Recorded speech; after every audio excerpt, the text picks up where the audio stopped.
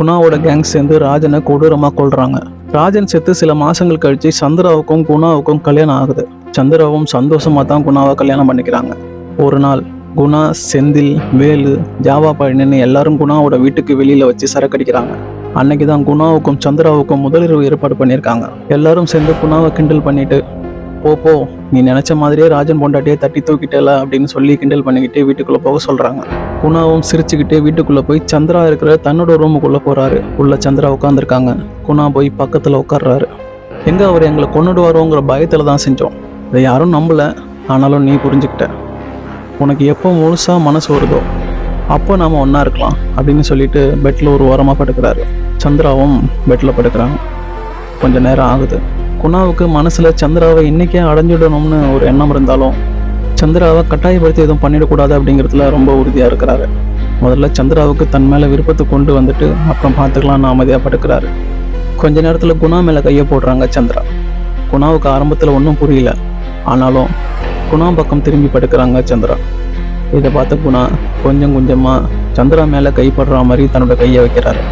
அப்படி இப்படின்னு கொஞ்சம் கொஞ்சமா குணாவுக்கும் சந்திராவுக்குமான நெருக்கம் அதிகரிச்சுக்கிட்டே போகுது. ரெண்டு பேரும் கட்டி பிடிச்சிக்கிறாங்க. இப்போ குணா மேல ஏறி உட்காடுறாங்க சந்திரா. குணா அப்படியே எழுந்து சந்திராவுக்கு கண்ணை மூடி முத்தம் கொடுக்க போறாரு. அப்போ தன்னோட பக்கத்துல மறைச்சி வச்சிருந்த கத்தியை எடுத்து குணா நெஞ்சிலேயே குத்துறாங்க சந்திரா. குணா அலறாரு. என்ன நடக்குதுன்னு தெரிஞ்சுக்கிறதுக்கு முன்னாடியே குணா மேல பல முறை குத்தி கிழிக்கிறாங்க. இருந்தாலும் சந்திராவுக்கு கோவம் தீரல. கண்ணா பின்னான்னு குத்தி குணாவை கொல்றாங்க. இந்த அலறல் சத்தம் கேட்டு கீழே தண்ணி அடிச்சுக்கிட்டு இருந்த குணாவோட கேங் மேல ஓடி வராங்க. அதுக்கு முன்னாடியே அந்த ரூம்குள்ள ஏற்கனவே கட்டிலுக்கு அடியில மறைச்சு வச்சிருந்த கேஸ் சிலிண்டரை இழுத்து மூடியை திறந்து கேஸை ஓப்பன் பண்ணி விடுறாங்க சந்திரா. கேஸை ஓப்பன் பண்ணி விட்டுட்டு ரூம்ல இருந்து வெளியே வந்து ஒரு இடத்துல மறைஞ்சிக்கிறாங்க. குணாவோட கேங் படியேறி மேல ஓடி வராங்க. ஓடி வந்த அவங்க நேராக குணாவோட ரூமுக்குள்ள போய் குணாவை பார்க்குறாங்க. அங்கே குணா ரத்த வெள்ளத்தில் இறந்து போய் கிடக்குறாரு. அவரை தட்டி தட்டி எழுப்ப ட்ரை பண்ணிட்டு இருக்கும் போது வெளியில மறைஞ்சிருந்த சந்திரா ரூம் கதவை வெளிப்பக்கமாக தாப்பால் போடுறாங்க. இதை பார்த்து உள்ள இருக்கிறவங்க சந்திராவை கண்ணா பண்ணான்னு திட்டிட்டு கதவை உடைக்க ட்ரை பண்றாங்க. அப்போ அந்த கதவுக்கு அருகில் இருந்த ஜன்னல் கதவை திறந்து சந்திரா அவங்களெல்லாம் கோவத்தோட பார்த்து நிற்கிறாங்க. அப்போ சந்திராவை பார்த்த குணாவோட கேங், என்னடி பழிக்கு பழியா, ஏண்டி இப்படி பண்ண, உன்னை சும்மா விட மாட்டோம் அப்படின்னு சொல்லிக்கிட்டு கதவை திறக்க முயற்சி பண்றாங்க.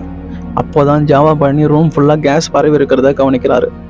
டேய், ரூம் ஃபுல்லாக கேஸ் இருக்கு, நம்மளெல்லாம் பக்கவா ஸ்கெட்ச் போட்டு சிக்க வச்சுட்டா, உடங்கடா சீக்கிரம்னு கத்திக்கிட்டு கதவை உடைக்க முயற்சி பண்றாங்க.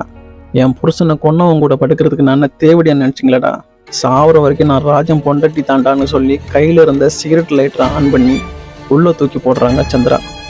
அந்த ரூம்ல இருந்த சிலிண்டர் வெடிச்சு எல்லாரும் எரிய ஆரம்பிக்கிறாங்க. தான் மேல நெருப்பு படாத அளவுக்கு விலகி அங்கிருந்து வெளியே கோவத்தோட வராங்க சந்திரா.